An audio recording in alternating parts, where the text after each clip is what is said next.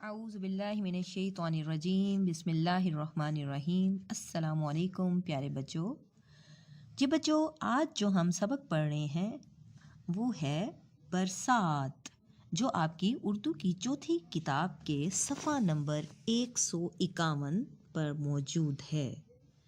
جی دیکھیں، ہمارے جو سبق کا نام ہے، ہمارا جو ٹاپک ہے وہ ہے برسات۔ جی یہ ایک کیا ہے؟ نظم ہے۔ انگلش میں اس کو کیا کہیں گے؟ پوئم۔ جی اور اس کے جو رائٹر، جو اس کے لکھنے والے ہیں، اس کے جو شاعر ہیں، ان کا نام ہے جی قیوم نظر۔ قیوم نظر۔ تو یہ ہم یاد کرنا بہت ضروری ہوتا ہے، کیونکہ جب ہم حوالہ متن لکھتے ہیں تو ہمیں نظم کا نام لکھنے کے ساتھ ساتھ ہمیں پوئٹ یعنی کہ شاعر کا نام لکھنا بھی ضروری ہوتا ہے، کہ یہ جو شعر ہے ہم لکھیں گے نا، اگر ہمارے پاس تشریح آ جائے تو ہم لکھیں گے کہ یہ شعر کس کی؟ قیوم نظر کی نظم برسات سے لیا گیا ہے۔ تو سب سے پہلے ہم جانتے ہیں کہ یہ قیوم نظر صاحب کون تھے۔ تو قیوم نظر جو ہیں، ان کا اصل نام ہے خواجہ عبد القیوم بٹ۔ آپ جو ہے 7 مارچ 1914 کو لاہور میں پیدا ہوئے۔ ایف ایس سی کرنے کے بعد آپ کی جب والد کا انتقال ہو گیا تو آپ نے اپنی تعلیم چھوڑ کر ملازمت اختیار کر لی، یعنی آپ نے بہت جلدی پڑھائی چھوڑ دی تھی، کس وجہ سے کہ آپ کے فادر کا انتقال ہو گیا تھا، آپ کے والد صاحب کا انتقال ہو گیا تھا۔ پھر 2 سال آپ نے ملازمت کی، 2 سال کے بعد پھر آپ نے اپنی تعلیم کا سلسلہ دوبارہ سے شروع کیا، تو آپ کی وفات بھی لاہور میں ہی ہوئی۔ تو اب ہم ساتھ اس کو دیکھتے ہیں کہ اس نظم میں انہوں نے ہمیں کیا بتایا ہوا ہے۔ جی یہ نظم ہے، آئیں ہم اس کی بلند خوانی کریں اور ساتھ میں اس کی تشریح، اس کی وضاحت بھی دیکھیں۔ جی برسات ہے، برسات بارش کے موسم کو کہتے ہیں۔ اس کے خاص الفاظ ہیں دھوم۔ دھوم کا مطلب ہوتا ہے شور۔ دل بہلانا۔ دل بہلانا کا مطلب پریشانی کو دور کرنا۔ گھٹا ہوتی ہے کالے بادل، اور می کو کہتے ہیں، می ہوتا ہے بارش۔ جی دیکھیں، پہلے ہم شعر پڑھتے ہیں۔ پہلے 2 شعر ہے، بادل آئیں بادل جائیں، کالی گھٹائیں می برسائیں۔ تو اس میں کیا کہتا ہے؟ تو ہم کیا کہیں گے؟ یہ شعر جو ہے یہ ہے برسات نظم کا ہے، اور اس کے جو شاعر کا نام ہے وہ ہے قیوم نظر۔ یہ ہمارا ہو جائے گا حوالہ متن۔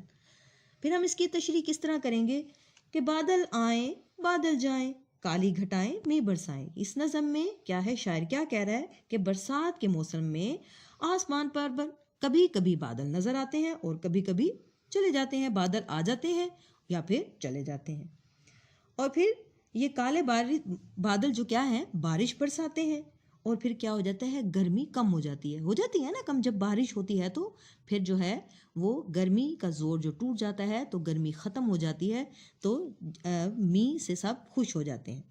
جی اگلے بند میں بتایا گیا ہے، یہ 4 شعر ہیں تو اس کو ایک بند کہیں گے ہم۔ تو اس کو ہم پہلے پڑھتے ہیں۔ بارش میں چپ بیٹھیں گائیں، بھیڑیں بھاگے اور ممیائیں، چڑیاں جیسے چاہیں نہائیں، مینڈک جی بھر کے ٹرائیں۔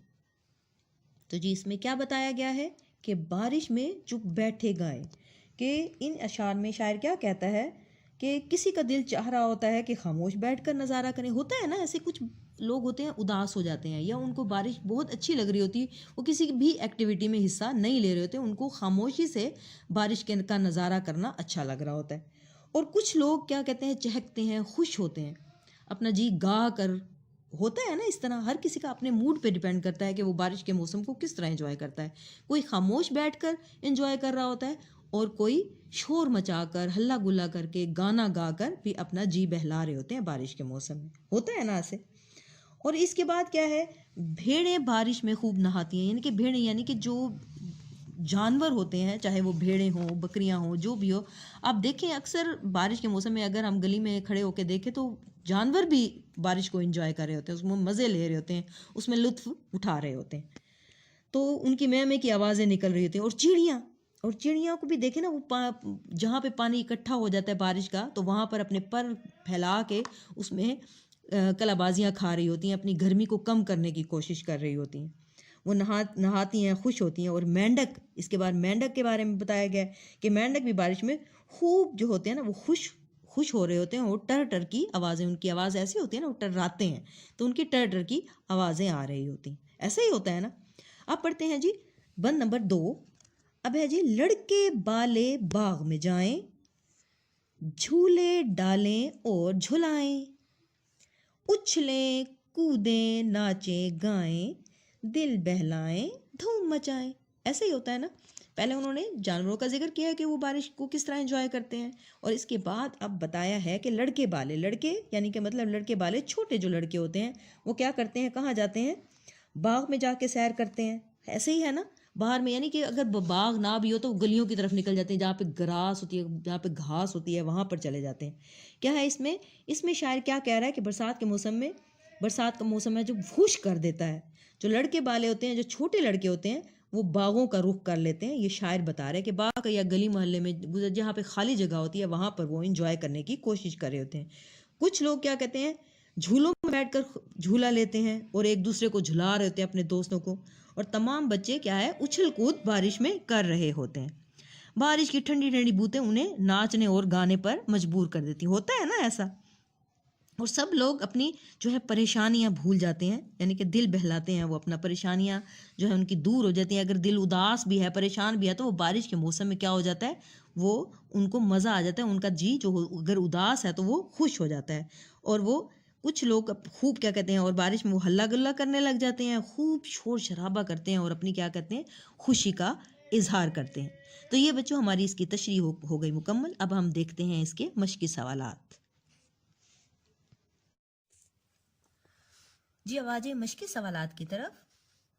सवाल नंबर 1 है, नीचे दिए गए जुमलों में कुछ अल्फाज के नीचे लकीर लगाई गई है, इन अल्फाज के मायने पर दायरा बनाएं। नंबर 1 है, आसमान पर काली घटाएं छा रही हैं। जी घटाएं का मतलब हम पढ़ चुके हैं, तो क्या है, काले बादल, बारिश या धुंध। जी क्या जवाब होगा इसका, काले बादल। घटा का मतलब अभी मैंने बताया कि इसका मतलब होता है काले बादल।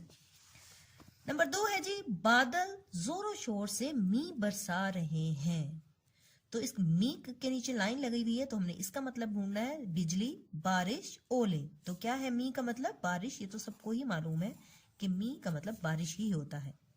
नंबर 3 पर है जी, बच्चे खुशी से धूम मचा रहे हैं। तो अभी हमने बताया इसका मतलब क्या होता है, शोर करना। सॉरी, अब देखते हैं, शोर मचाना, गंध मचाना या सोग मनाना। तो इसका क्या जवाब है, शोर मचाना। अब है नंबर 4, लोग दिल बहलाने के लिए बाग में जा रहे थे। तो दिल बहलाने का मतलब देखते हैं, परेशानी दूर करना, शोर करना, भागना। जी मैंने बताया इसका मतलब क्या होता है, परेशानी को दूर करना। नंबर 5 है, लड़के बाले शोर मचा रहे थे। छोटे लड़के, छोटी लड़कियां या बूढ़े। जी very good. Option number 1, number 1 छोटे लड़के इसका सही जवाब है। तो जी बच्चों, अब है सवाल नंबर 2। नीचे कुछ अल्फाज दिए गए हैं, इन अल्फाज के जुमले बनाएं। ये बच्चे आप जुमले खुद भी बना सकते हैं, तो इसलिए हम भी बना देते हैं जुमले। धूम मचाना का मतलब शोर मचाना या शोहरत होना, चर्चा होना। तो हम इसका जुमला बताएं, आजकल पाकिस्तान में किसकी धूम है, क्रिकेट बहुत खेलते हैं ना लोग। पाकिस्तान में क्रिकेट की धूम मची है।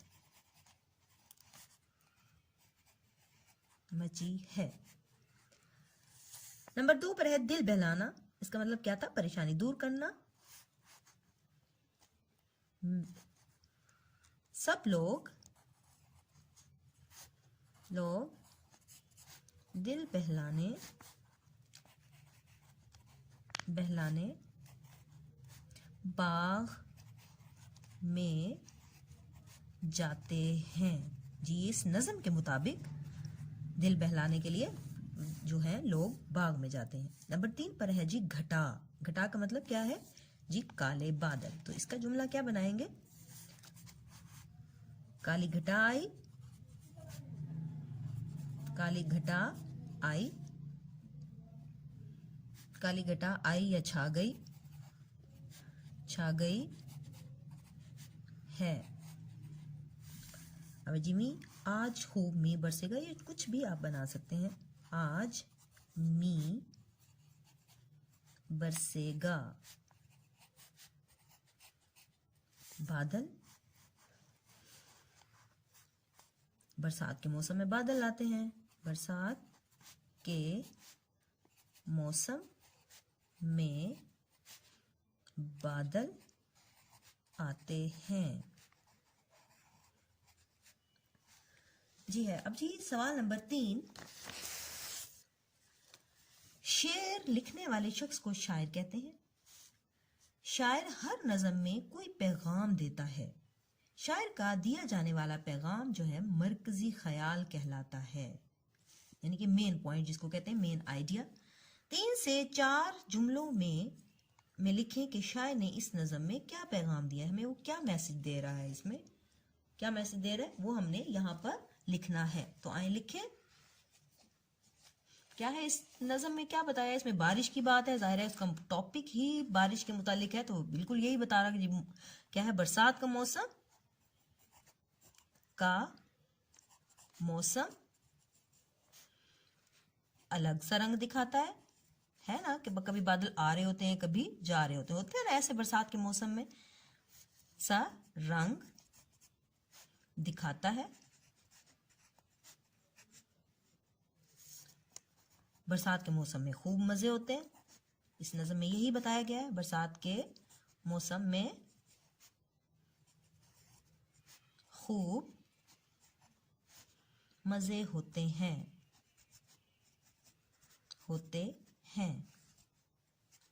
اور کیا ہے، صرف انسان ہی نہیں، سارے جانوروں کا ذکر ہے نا، چڑیوں کا، بھیڑوں کا، بکریوں کا اور مینڈک کا بھی ذکر ہے. انسان، جانور، پرندے برسات کے موسم میں خوش ہوتے ہیں. برسات کے موسم میں خوش ہوتے ہیں. اور چڑیاں،